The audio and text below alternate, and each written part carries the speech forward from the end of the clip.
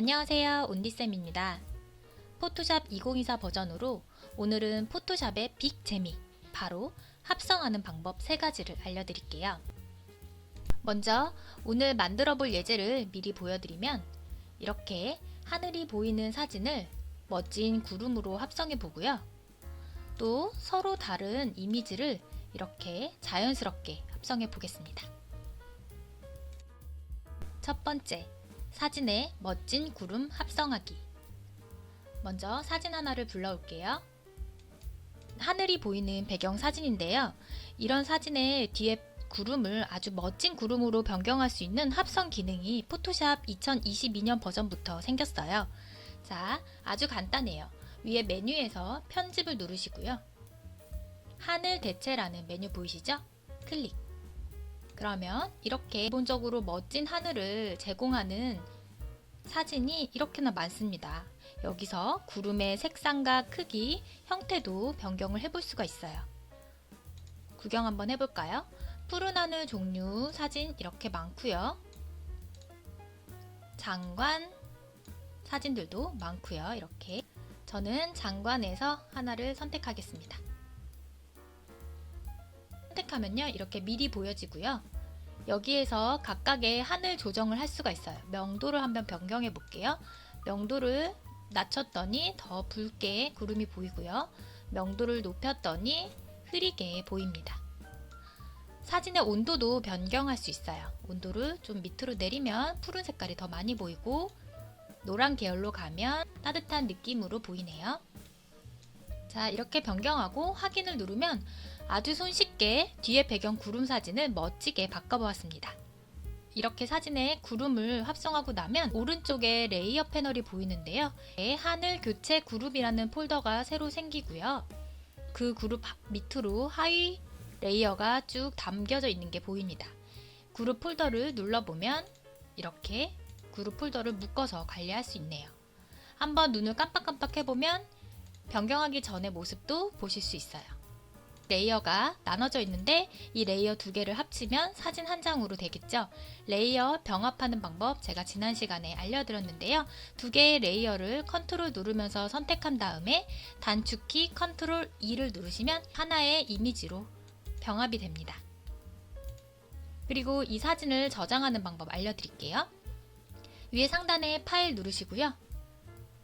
내보내기를 누르셔야 돼요. 내보내기, 그리고 내보내기 형식. 그러면 내보낼 파일 형식을 직접 지정할 수 있는데요. JPG로 하고요. 사진의 품질을 직접 조정할 수 있습니다. 그리고 내보내기 누르면 저장할 위치를 선택을 해서 저장 버튼을 눌러주시면 됩니다. 두 번째, 선택 도구를 이용하여 서로 다른 이미지 합성하기. 2개의 파일을 열어볼게요.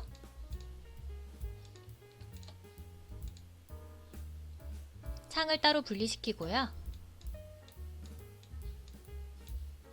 지금 보이는 이 이미지의 폴라로이드 프레임 부분에 이 사진을 딱 맞게 합성해 볼게요.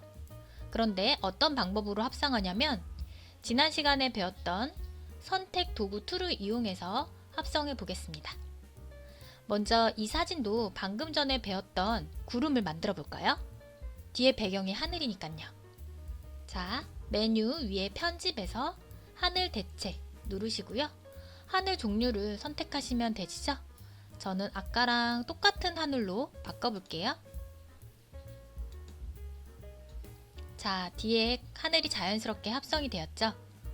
오른쪽에 보시면 레이어 패널에 이렇게 그룹으로 묶여져 있는데 레이어를 하나로 합쳐볼게요. 컨트롤을 누르면서 2개의 레이어를 동시에 선택하고요. 단축키 컨트롤 E를 누르시면 됩니다.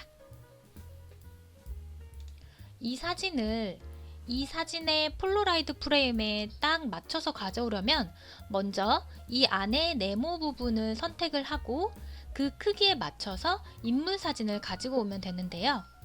다양한 도구가 있지만 직각이 많은 이미지를 딸 때는 왼쪽의 툴 패널에서 다각형 올가미 도구를 이용하시면 눕기 따기가 쉬워요.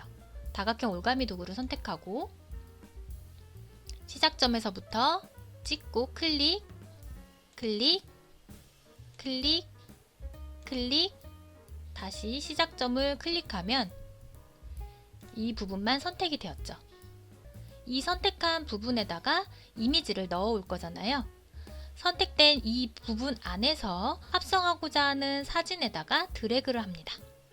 쭉 가지고 와서 인물 사진에다가 드래그를 했어요. 그러면 다른 사진에 방금 따온 선택 영역이 그대로 옮겨지는데요.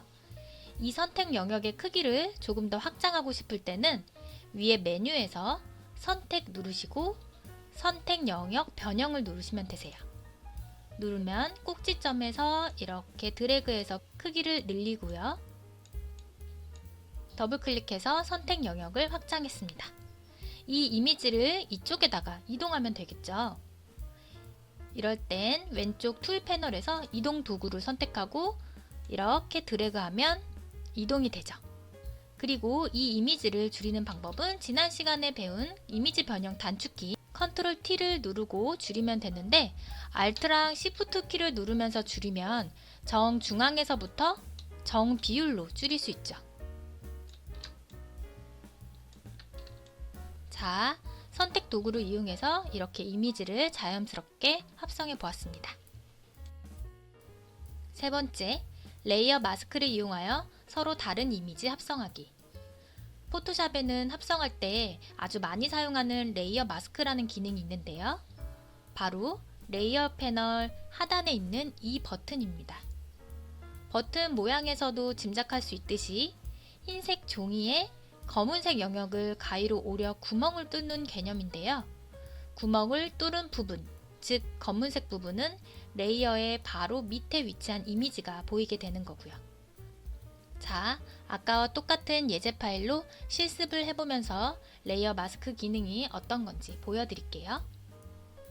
먼저 이 인물 사진을 이곳으로 이동해 볼게요. 별도로 선택 영역 지정하지 않고요. 바로 이동 도구를 선택한 다음에 쭉 드래그하면 이동을 했죠. 오른쪽에 레이어 패널 보시면 되세요. 그런데 이 사진은 맨 아래쪽으로 이동을 하겠습니다.